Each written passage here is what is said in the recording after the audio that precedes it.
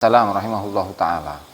Jadi beliau ini memiliki latar belakang lah, background ilmu syariat, ilmu hadis gitu, ilmu fikih, ilmu usul fikih, ilmu tafsir, kan? Dimana pada suatu hari beliau itu pernah mengatakan, seandainya jika saya itu menemukan sebuah ilmu yang lebih utama daripada ilmu yang saya miliki saat ini, itu mengenai ilmu syariat, kan? Tentang fikihnya, tentang hadisnya, tentang tafsirnya, tentang ayat Qur'annya, tentang fikihnya, usul fikihnya, mustalah hadisnya, dan seterusnya. Bela, seandainya jika ada ilmu yang lebih utama daripada ilmu yang saya miliki, maka Allah Subhanahu wa ta'ala tidak akan disembah. Saking pedenya gitu kan. Jadi merasa bahwa ilmu yang beliau miliki itu adalah paling tinggi, ilmu yang berada pada puncak. Tapi ternyata tetap kalah ketika beliau bertemu dengan Syekh Abdul Hasan Asyadzili rahimahullahu ta'ala, Syekh Ali ya, Syekh Ali Abdul Hasan Asyadzili rahimahullahu ta'ala. Ketika beliau bertemu dengan Syekh Ibn Izzuddin Ibn Abdul Salam bertemu dengan Syekh Abdul Hasan Asyadzili, tetap pada akhirnya itu al-ain warasaya, hormat tetap. Kenapa? Karena apa yang dimiliki oleh Syekh Abdul Hasan Asyadzili itu tidak ada bandingannya. Meskipun dibandingkan dengan keilmuan yang dimiliki oleh Syekh Izzuddin Ibn Abdul Salam, ya akhirnya ngaku kalah, sehingga beliau beristighfar dari apa yang sudah dikatakan pada awal mula tadi, bahwa ilmu yang paling tinggi adalah ilmu yang dimiliki oleh Syekh Izzuddin Ibn Abdul Salam. Ya, akhirnya nyerah kepada para kaum sufi, yang diantaranya adalah Syekh Abdul Hasan Asyadzili. Lanjut dengan waqad kana.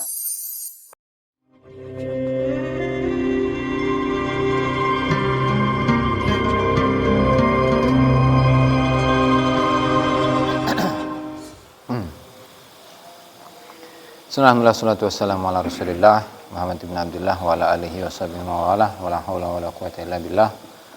Amma ba'du, para hadirin, para santri, para jamaah rahimakumullah dimanapun Anda berada. Alhamdulillah, pada malam hari ini kita melanjutkan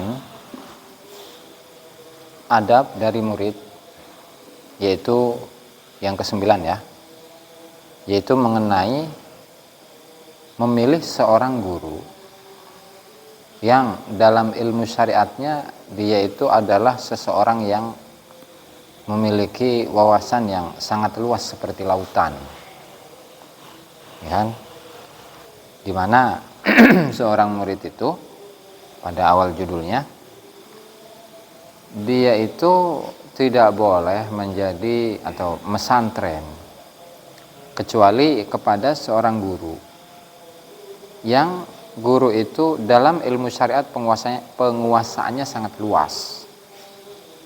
Supaya apa? Supaya gurunya itu mencukupi diri murid dalam semua bidang, sehingga tidak butuh kepada yang lain.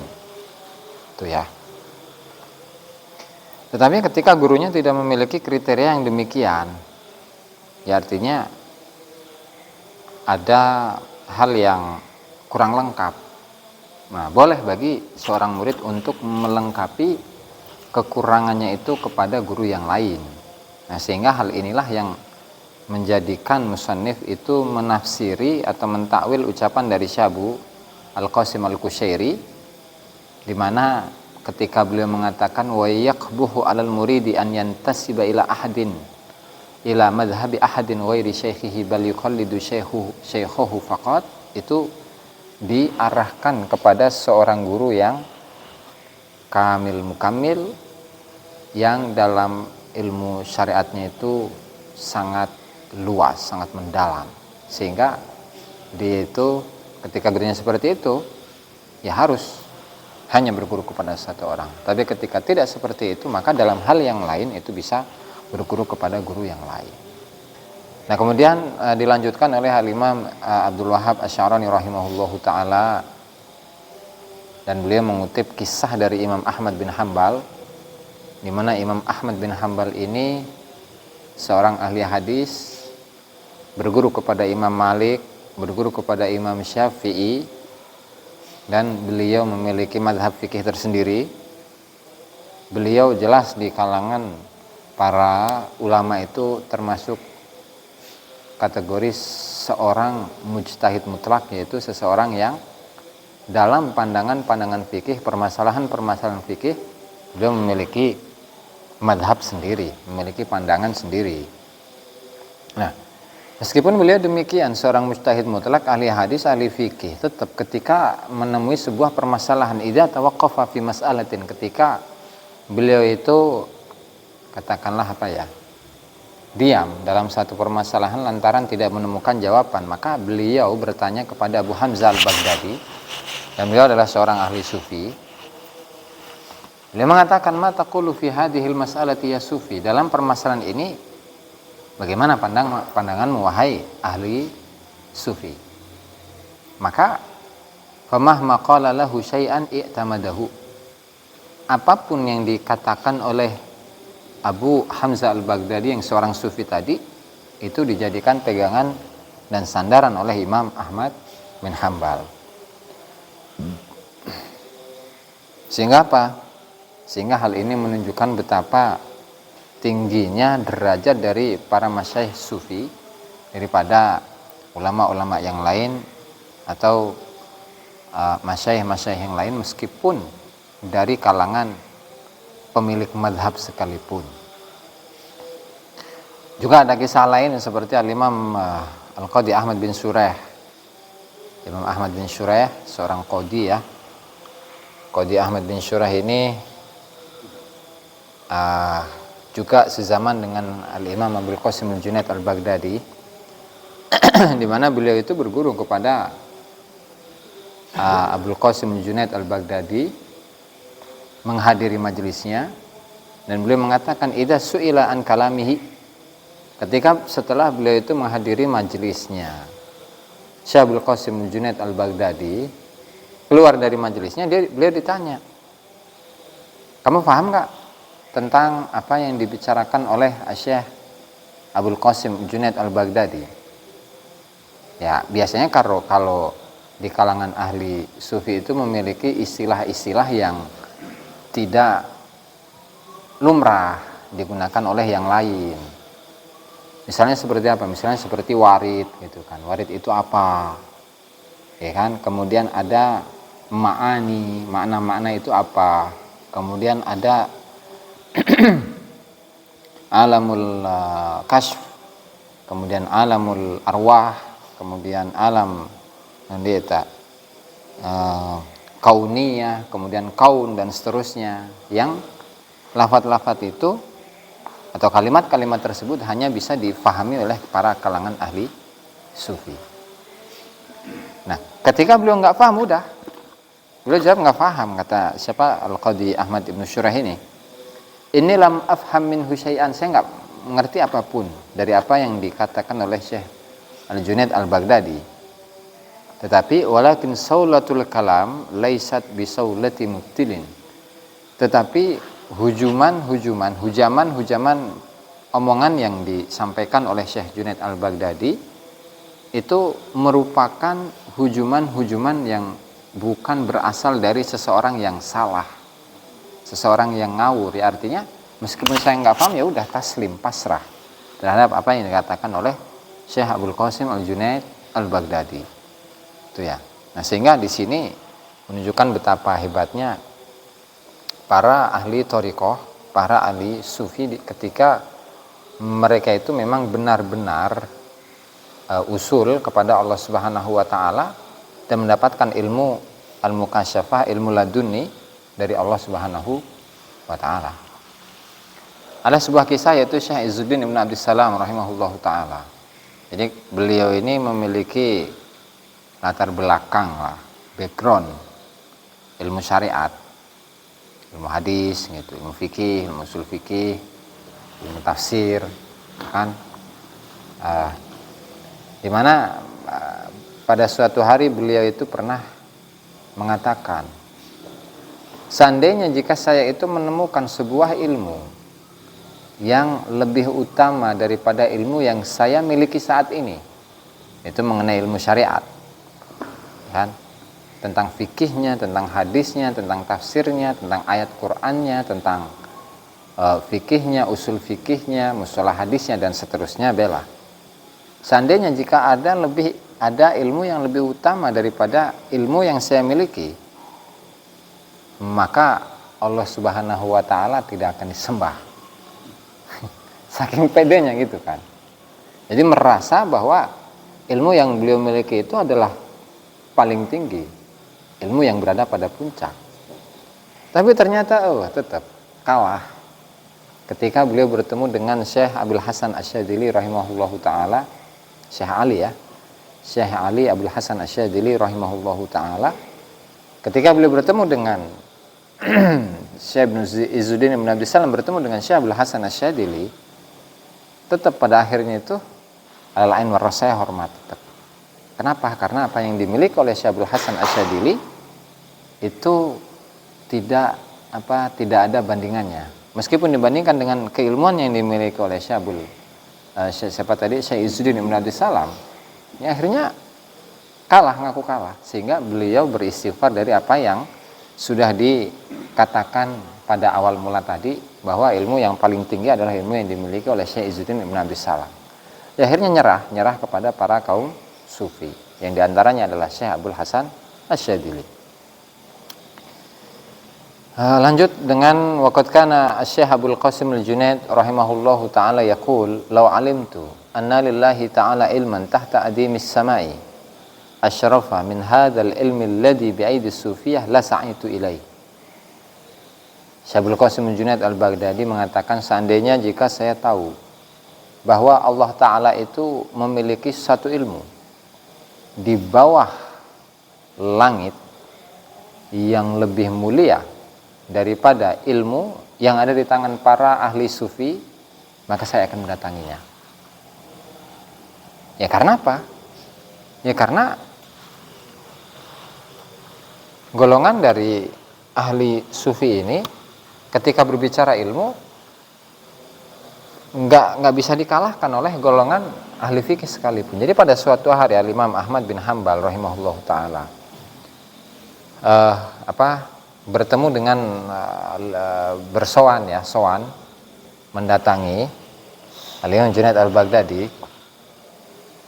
Beliau ini Imam Ahmad menemukan satu permasalahan yang masih muskil, yang beliau itu belum tahu jawabannya. Dan pada akhirnya beliau sowan kepada Imam Ahmad bin Hanbal. Ahmad bin Hanbal sowan kepada Imam Junaid Al-Baghdadi dan menyodorkan permasalahan. Kamu ada permasalahan apa wahai Ahmad? Oh, saya ada permasalahan tentang zakat. Gimana masalah zakat? Gini. Oh, itu doang. Ya. Nih, kalau versi yang pertama permasalahan itu bisa dijawab dengan gini. Sampai 40 versi gitu tuh. 40 macam jawaban. Coba ulangi. Nah, kata Imam Ahmad kepada Syekh Junaid Al-Baghdadi, diulangi cuman dengan versi yang berbeda sampai 40 itu. Nah, bingungan mana kan. Loh, kok nggak bisa ngulangin? Atau iyalah, nggak bakalan bisa ngulangin. Karena itu bukan atas kehendak saya sendiri, tetapi Allah Subhanahu wa taala menghendaki diri saya untuk menjawab pertanyaanmu dengan dengan 40 jawaban ini, sehingga mau bagaimanapun saya berusaha untuk mengulangi permasalahan tadi, jawaban dari permasalahan yang kamu tanyakan saya nggak bisa. Nah, sehingga dari situlah Imam Ahmad bin Hanbal hormat kepada Syekh Abdul Qasim Junaid Al-Baghdadi rahimahullahu ta'ala. Nah, jadi beliau sendiri, Syekh Abdul Qasim Junaid Al-Baghdadi mengatakan, seandainya jika Allah Ta'ala itu memiliki sebuah ilmu yang ada di bawah langit, ya, yang lebih mulia dari ilmu yang ada di kalangan ahli sufi, maka saya akan mencarinya. Tapi karena nggak ada, ya udah. Gitu. Karena nggak ada, atau apa yang dicari? Gimana ilmu tersebut bukan termasuk ilmu yang mulia? Ya karena ilmunya tentang apa? Tentang Allah. Tentang Allah tidak hanya dalam materi atau dalam teori seperti yang dilakukan oleh para mutakallimin, itu para ahli tauhid ya, misalnya seperti wujud, qidam, baqa, mukhalafatul hawadisi, itu ada kaum Asy'ari, kemudian ada Maturidi gitu kan, dan ada kelompok-kelompok atau golongan-golongan yang lain yang kemudian seperti yang dikisahkan dari Imam Haramain Abu Abdullah Abdul Malik Al-Juwaini rahimahullahu taala. Imam Haramain yaitu gurunya Imam Ghazali, yang pada akhirnya beliau itu tunduk dalam urusan keyakinan ya karena ketika beliau itu ingin menetapkan wujudnya Allah Subhanahu wa taala itu dengan banyak dalil gak bisa. Ya misalnya kul al alamu mutaghayyirun wa kullu mutaghayyirin hadisun fal alamu hadisun. Ya kan? Kemudian menggunakan kias-kias mantiki itu ya, di mana Allah taala itu berbeda dengan manusia.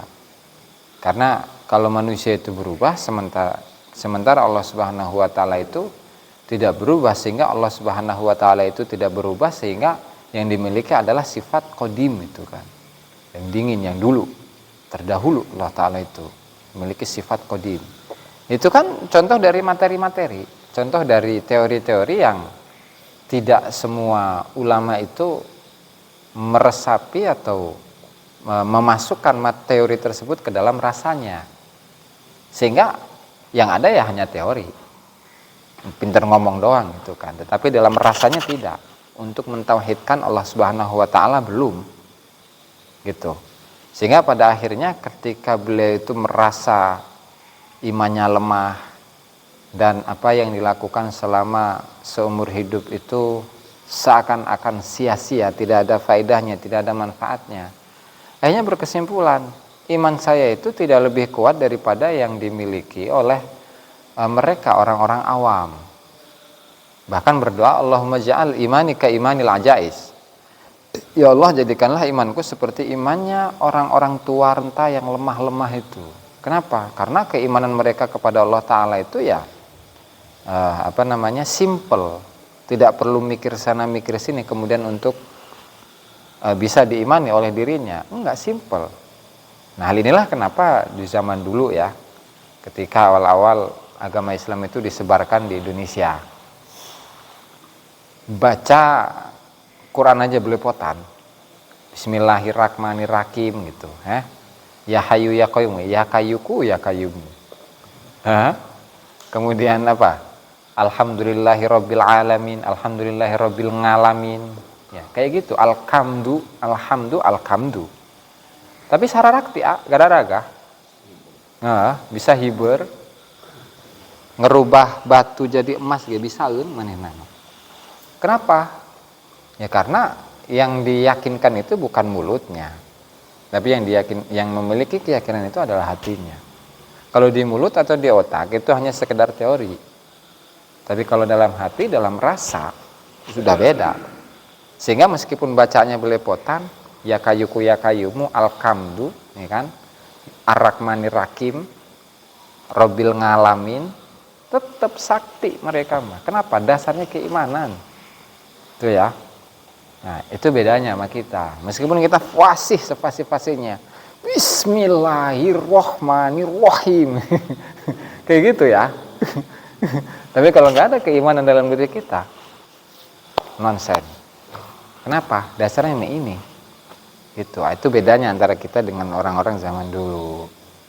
Gitu, sehingga mereka sakti-sakti.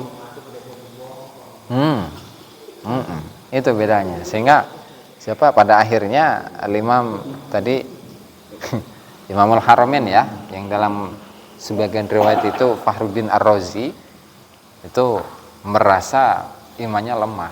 Jadi dalil-dalil yang beliau susun, yang beliau ciptakan untuk menetapkan wujud atau sifat dari wujudnya Allah Subhanahu wa taala, tayana naon teman. Enggak ada artinya. Gitu. La sa'itu ilai. Nah, sehingga karena di sini Ilmu yang paling utama itu adalah ilmu yang ada pada kalangan ahli sufi, ya kan? Maka para ulama-ulama zahir, ulama-ulama syariat itu tunduk kepada para ahli sufi, gitu.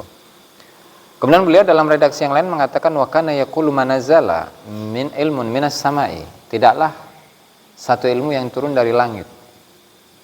Wa ja'alallahu ta'ala lil khalqi ilaihi sabilan, dan Allah Subhanahu wa taala memberikan jalan penguasaannya kepada makhluk, kecuali illa wa ja'ala fihi wa ja'ala li fihi hazzan wa nasiba, kecuali Allah taala itu menjadikan ilmu tersebut untukku, memberi bagian dan memberi jatah.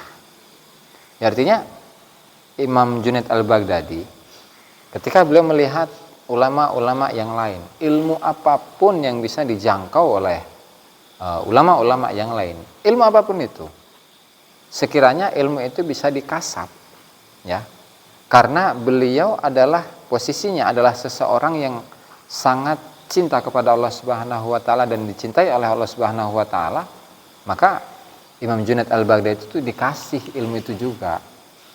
Ya misalnya ginilah percontohan. Ada si A sama si B.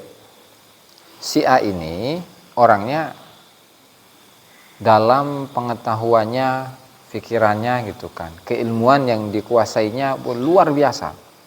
Sering baca kitab, ya kan? Sering bahkan tidak hanya dibaca, sampai dihafal dari semua ilmu apapun, semua ilmu hikmah kayak, ya kan, mau ilmu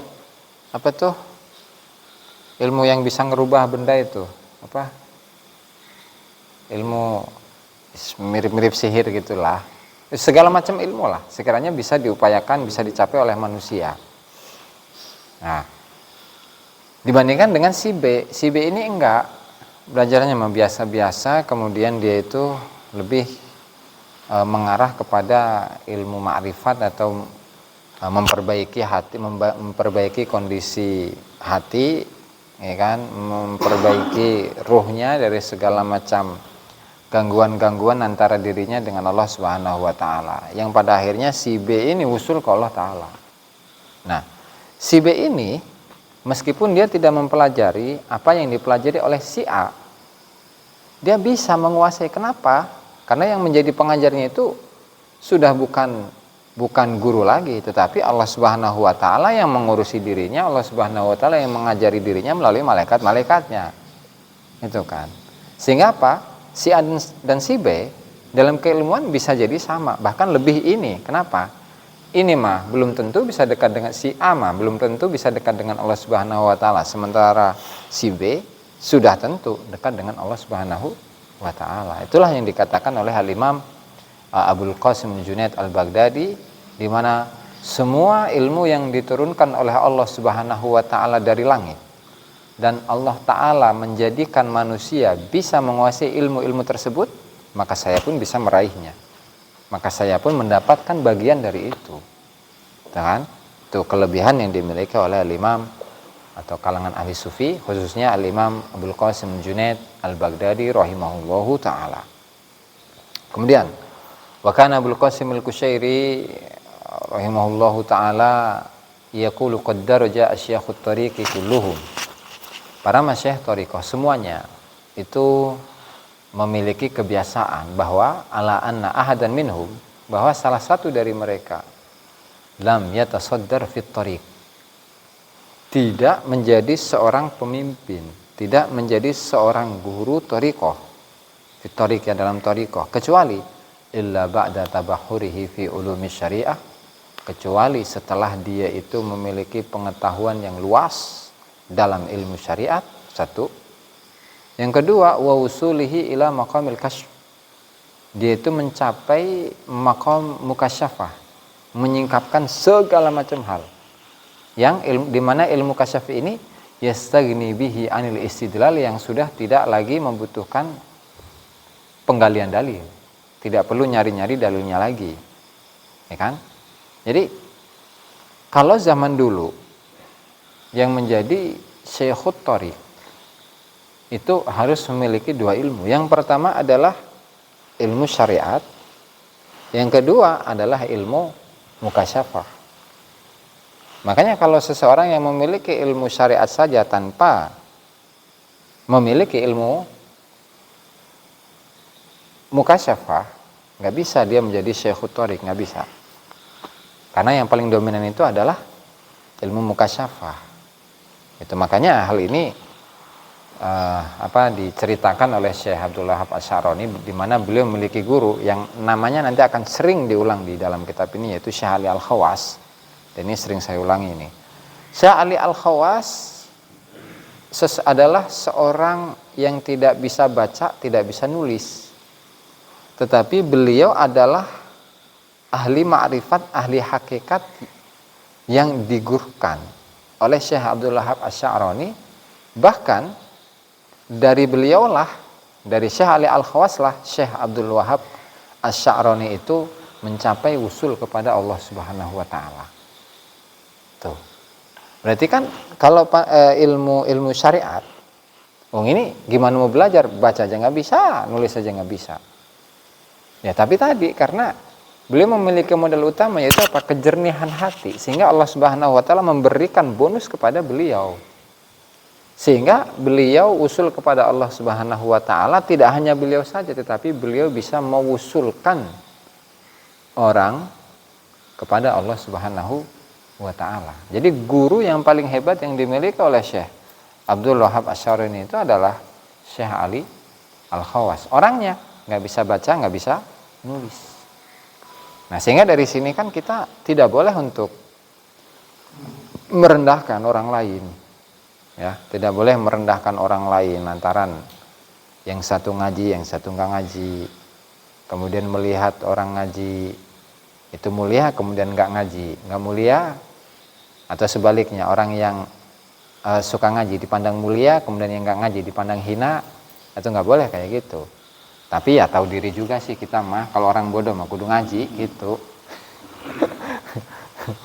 Ini kan zaman dulu, gitu kan, hatinya bersih-bersih. Sekarang mah borok. Nah, etam konon. Jadi dalam makom atau ilmu kasyaf ini seseorang itu sudah nggak butuh dalil lagi. Biasanya misalnya ketika membicarakan tentang hukum ya, hukum wajibnya haji misalnya, itu diambil dari apa? Dari ayat walillahi 'alan nasi hajjul baiti man istata'a ilaihi sabila. Ya, kemudian hadis bunyal Islamu ala khamsin yang terakhir wa hajjul baiti man istata'a ilaihi sabila. Kita kan perlu dalil nih. Nyari di kitab biasanya itu dari kalamnya ulama. Tapi kalau seseorang yang ahli kasyaf sudah mencapai makom kasyaf, itu udah nggak butuh tuh nyari-nyari di kitab gitu kan. Itu adalah kriteria dari apa? Dari seorang guru yang disebutkan oleh Syekh Abdul Qasim Al-Qushairi. Gitu. Ya setiap zaman memang berbeda-beda sih. Setiap zaman berbeda-beda. Kenapa seperti itu? Fa inna hujajal qaumi azharu min hujaji ghairihim li ta'ayyudiha bil kasf. Wa man tasaba muridun ila ghairihim wa qara'a alaihi uluma dunahum illa li jahli bi maqam. Dan seorang murid yang masih berguru kepada selain ahli thariq dan dia membaca ilmu syariat ya, selain kepada ahli thariqah, itu menunjukkan bahwa karena dia itu lijahlihi bimaqamihim, karena dia nggak tahu betapa tinggi makom yang dimiliki oleh ahli thariqah. Ini zaman dulu ya. Kalau sekarang masalah melengkapi sekarang. Kenapa seperti itu? Fa inna hujajal qaumi adharu min hujaji ghairihim, ya karena hujah atau alasan atau dalil yang digunakan oleh kaum sufi itu lebih jelas daripada hujah selain mereka. Kenapa? Li ta'ayyudiha bil kasf. Karena hujah yang dimiliki oleh para kaum sufi itu dikuatkan dengan adanya mukasyafah. Ya, sebagai contoh lah. Nanti ada pembahasan di mana seorang murid itu tidak boleh menikah kecuali atas izin guru. Ya. Kalau berbicara fikih, mau pakai izin guru kek, mau nggak pakai izin guru kek, berbicara sah aja kan? Sah aja. Nah, Bedanya tapi kalau seorang murid ya minta izin terlebih dahulu kepada guru. Karena guru itu memiliki ilmu al-kasyf, ilmu mukasyafah yang bisa katakanlah menerawang lah bahasa kita mah. Perjalanan dari rumah tangga yang akan dialami oleh murid ini si A dengan si B, si fulan dengan si fulana. Ya. Sehingga apa? Sehingga ketika ada sesuatu yang tidak katakanlah yang menjadi hambatan, penghambat dalam perjalanan rumah tangga itu, saya itu akan memberitahu, jangan, kamu sama si fulana itu nggak cocok. Kenapa? Karena dia memiliki kriteria yang begini dan begini. Jadi nggak jadi. Nah kalau dikasih izin, apalagi diridhoi oleh gurunya, itu mulus tuh, mulus. Tapi kalau nggak dikasih izin, ya, atau nggak diridhoi oleh gurunya, itu mah ayah baik. Gangguannya itu, entah itu dalam persengketaan atau tidak kalau keluarga itu tidak wis cekcok bae lah intinya. Dalam keluarga selalu ada permasalahan, selalu cekcok, ya kan? Nggak ada yang masing-masing dari suami dan istri itu merasa benar, sehingga nggak ada titik temu di situ. Itu baru dalam hubungan, ya kan? Harmonis, ngomong harmonis hati amat ya. Atau setidaknya dalam bidang rizki, dalam hal rizki. Biasanya rizki seret baik itu. Ya kan? Rizki seret aja itu nggak apa ya, ibaratnya nggak ada perkembangan gitulah, ibaratnya dari bulan pertama yang 200.000 pemasukannya ibaratnya, terus tahun kedua berubah menjadi 300.000 atau 400.000. Nah jangan-jangan tuh karena itu. Nah sehingga kan beda antara pandangan fikih. Kalau pandangan fikih boroning orang tua, boroning guru, ya kan? Orang tua yang secara genetik, ya, secara gen itu dari orang tua, itu izin nggak perlu loh. Izin itu nggak perlu, nggak disyaratkan dalam fikih nih. Nah tapi kalau dalam tasawuf atau dalam thariqah itu beda lagi tuh. Kenapa? Ya karena yang dikejar itu bukan hanya sah doang, tetapi apa, langgengnya sebuah perjalanan hidup manusia, terutama dalam urusan berumah tangga. Gitu. Nah itu bedanya. Sehingga apa?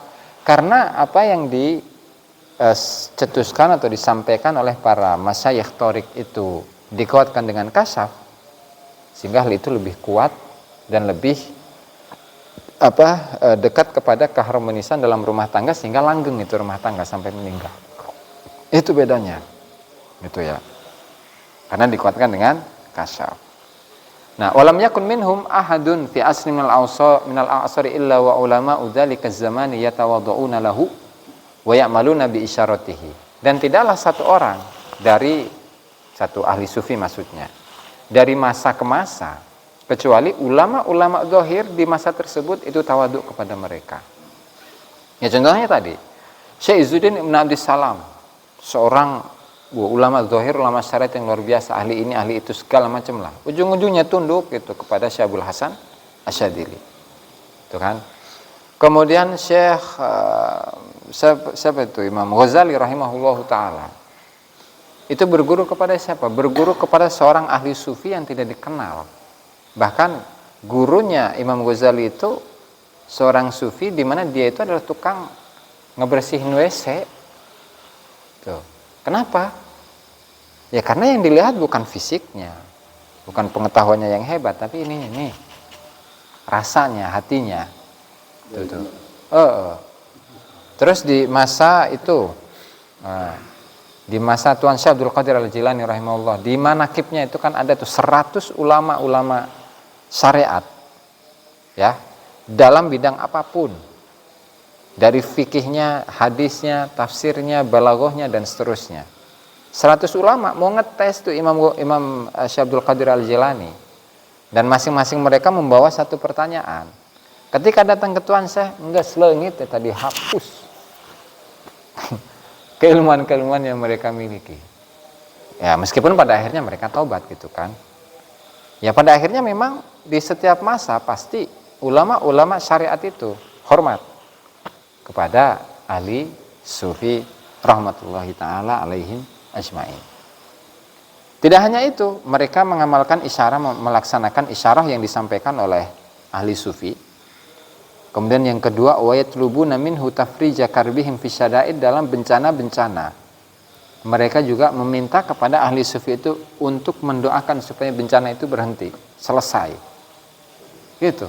Keutamaan yang dimiliki oleh ahli sufi. Makanya walau la syuhudul ulama minas sufiyah umuran tu'zinu bi uluwi maqamihim alaihim lakanal amru bil aqs. Seandainya kalau bukan karena para ulama-ulama itu merasa dirinya hebat, ya, lebih hebat daripada ahli sufi, di mana para ulama syariat ini memiliki kelebihan di atas ahli sufi, lakanal amru bil aks. Maka bisa jadi ulama syariat itu lebih mulia daripada ahli sufi. Artinya begini, seandainya jika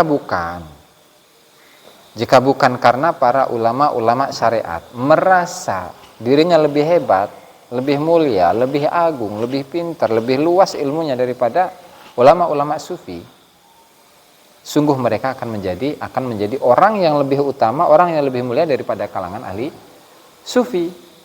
Tapi sekarang kebalikan, ya kan? Karena para ulama-ulama syariat itu tetap memiliki merasa dirinya lebih hebat dari yang lain, sehingga mereka nggak bisa untuk menjadi orang-orang yang lebih mulia daripada ahli sufi. Sehingga yang menjadi barometer itu adalah apa? Ngerasa dalam dirinya, merasa lebih tinggi daripada yang lain, lebih mulia daripada yang lain, lebih hebat daripada yang lain. Kalau seperti itu aja tetap dibebeskan, diturunkan, dianjlokkan, dihancurkan oleh Allah Subhanahu wa taala. Tapi kalau tidak seperti itu, seorang ulama yang tawadhu, tidak merasa dirinya hebat, tidak merasa dirinya benar, tidak merasa dirinya tinggi, sepokok dina hatena angrasa, tapi rumasa dirinya orang hina, orang yang seperti itulah yang akan menjadi seorang yang tinggi makomnya di sisi Allah Subhanahu wa taala. Makanya dalam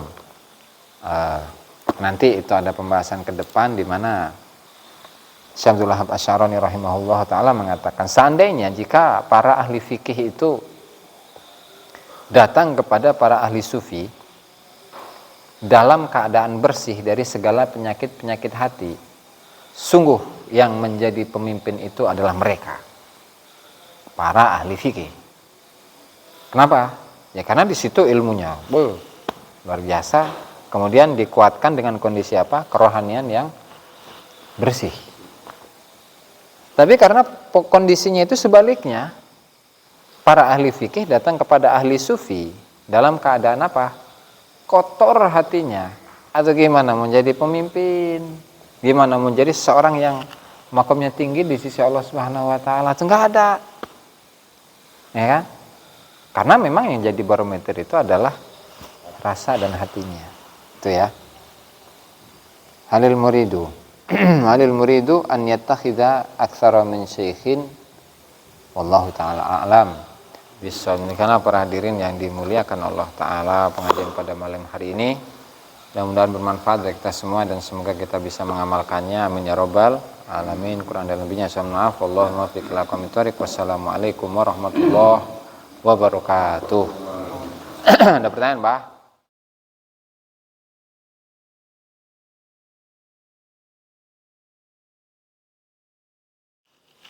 Assalamualaikum warahmatullahi wabarakatuh. Assalamualaikum wassalamu ala rasulillah Muhammad ibn Abdullah wa ala alihi wa sahbihi wa la hawla wa la quwwata illa billah. Nawayna ta'limun nafi'an intifaa dzikra wa tadhkiran ifadatan wal istifada wal hatha ala tamassuki bi kitabillahi wa sunnati rasulih wa du'a ila al-huda wa dalalata ala al-khair ibtigha'a wajhihi wa qurbihi wa thawabihi subhanahu wa ta'ala. Rabbi shrah li sadri wa yassir li amri wahlul 'uqdatan min lisani yafqahu qawli. Amma ba'du, para hadirin yang dimuliakan Allah Subhanahu wa taala, mari kita lanjutkan pengajian kitab Al-Anwarul Qudsiyah fi Ma'rifati Qawaid Sufiyah karya Syekh Abdul Wahab Asy-Syarani rahimahullahu taala. Dan sebelum kita mulai, mari kita hadiahkan Al-Fatihah kepada mu'alliful kitab, semua ulama, semua guru kita, semua orang tua kita, muslimin muslimat, mukminin mukminat ala hadhihi niyah wa ala kulli niyatin shalihah wa ala ma nawa bihi aslafuna shalihun ila hadratin Nabi Muhammad sallallahu alaihi wasallam. Al-Fatihah. A'udzubillahi minasyaitonir rajim. Bismillahirrahmanirrahim. Alhamdulillahirabbil alamin. Ar-Rahmanir Rahim. Maliki iyyaka na'budu wa iyyaka nasta'in. Ihdinas siratal mustaqim. Shiratal ladzina an'amta 'alaihim ghairil maghdubi 'alaihim. Qala al-musannif Asy-Syaikh Abdul Wahab Asy-Syarani rahimahullahu taala fi kitabih Al-Anwarul Qudsiyah fi ma'rifati qawaid Sufiyah ila an qala wa qad kana al-Imam Ahmad bin Hanbal ma'a jalalati qadrihi idza tawaqqafa fi mas'alatin yaqulu li Abi Hamzah al-Baghdadi radhiyallahu anhu ma taqulu fi hadhihi al-mas'alati ya Sufi. Oh iya nya.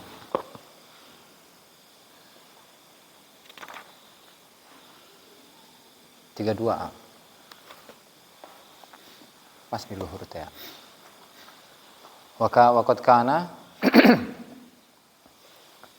lan teman-teman ana sapa Imam Ahmad bin Hanbal radhiyallahu taala anhu ma'a jalalati qadrihi, ing dalam sartane agung kadare Imam Ahmad iku idza tawaqqafa iku nalikane tawakuf mandek meneng sapa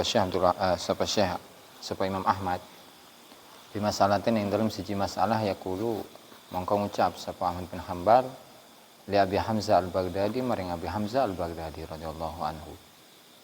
Ucapane ma taqulu ma ing apa taqulu ngucap sapa sira fi hadhil mas'alati ing dalam iki masalah ya sufiyu ahli sufi. Pemahman mongko kapan-kapan kala ngucap sapa Abu Hamzah al-Baghdadi lahu maring Imam Ahmad sayan ing suwiji-wiji i'tamadahu maka tetanggenan atau sandaran sapa Imam Ahmad ing syai'. Wa kafalan cukup bizalika kelan mengkono-mengkono kisah Imam Ahmad apane mangkobatan apane martabate lima syekh sufiyati maring pura-pura masyayikh ahli sufi wa kadzalika lan kaya mengkono-mengkono Imam Ahmad balagona tumeka ing kita anil Qadi Ahmad bin Syuraih saking Qadi Ahmad bin Syuraih annahu apa temen setuhune Ahmad bin Syuraih iku kana ana sapa Ibnu Syuraih iku ya'tarifu iku ngakui sapa Ahmad bin Syuraih bi fadli Abil Qasim al-Junaid kelawan keutamaane Abil Qasim al-Junaid al-Baghdadi.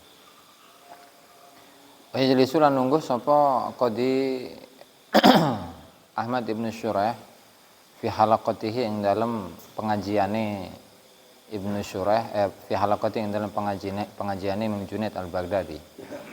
Wa yaqulu lan ngucap sapa Ibnu Syuraih idza su'ila an kalamihi idza su'ila nalikane den takoni sapa Ibnu Syuraih an kalamihi saking ucapane al-Junaid ini temen setuhune ingsun iku lam afham ora memahami sapa ingsun minhu saking al-Junaid atau kalam ya bisa syai'an ing suji-wiji walakin lan tetapine saulatul kalami utawi serangane omongan laisat bisaulati mubtilin ora ana apa saulah iku bisaulati mubtilin kelawan serangan kang serangane wong kang batil wong kang salah.